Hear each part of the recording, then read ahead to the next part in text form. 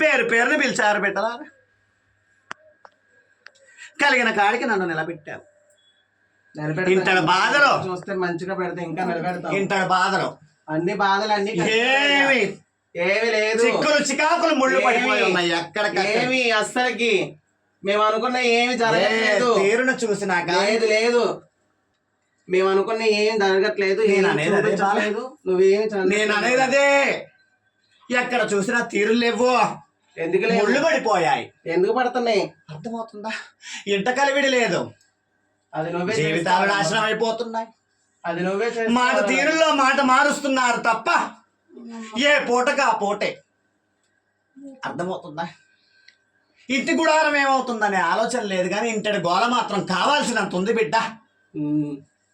నిలువెత్తు నీడ ఏమైపోతుందో అనే ఆలోచన కన్నా గాని బిడ్డల మీద దిగులు తప్ప అంతేగా తీరులో లేదు.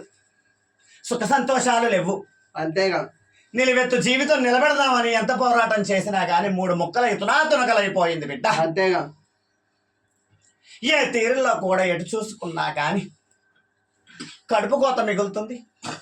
అర్థం కాని మాటలే తప్ప ఆలోచన కలగట్లేదు ఇంటల బిడ్డలే. అంతేగా ఏ తీరుల్లో కూడా అంతేగా మీ గురండి మీ అమ్మలు నా దగ్గరకు వచ్చారు. అవునమ్మా.